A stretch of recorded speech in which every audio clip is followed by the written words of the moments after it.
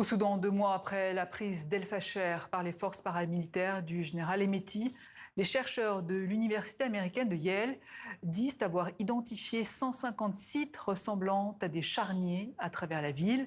Dans un rapport publié ce mardi, les recherches estiment que les FSR ont détruit et caché les preuves des tueries.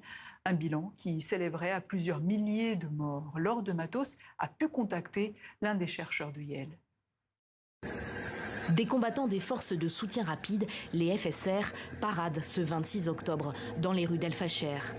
Ils célèbrent leur victoire face à l'armée soudanaise après plus de 500 jours de siège. Sur ces images, filmées par leurs soins, aucun civil. En 2 semaines, selon l'ONU, près de 100 000 personnes ont fui la ville, capitale du Darfour du Nord. Mais combien sont mortes sur place ?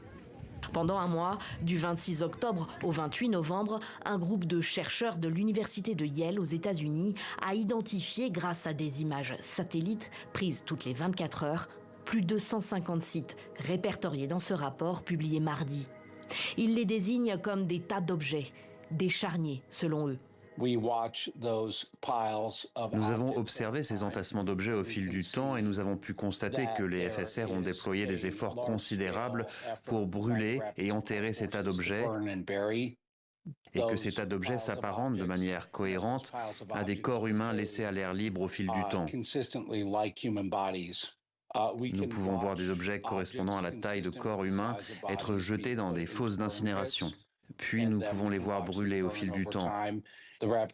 Cela signifie que les FSR ont tué des milliers de personnes à El Fasher. Selon les chercheurs américains, les FSR ont donc détruit et caché les preuves de tuerie commises à grande échelle. Ici en enterrant des cadavres, ici en les brûlant. Et ces manœuvres seraient toujours en cours aujourd'hui. Les images satellites montrent aussi qu'il n'y a plus de preuves d'activité banale et quotidienne de la part de civils vivant dans de nombreux points d'El Fasher. Par exemple, l'herbe pousse au niveau des marchés. Il n'y a aucune activité au point d'eau. Il n'y a aucun signe de civils dans les rues. Il n'y a pas de charrettes tirées par des ânes. Il n'y a pas d'animaux.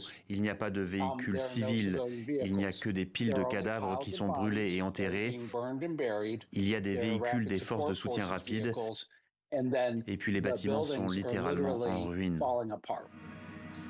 Ce rapport corrobore les témoignages des nombreux réfugiés d'El Fasher.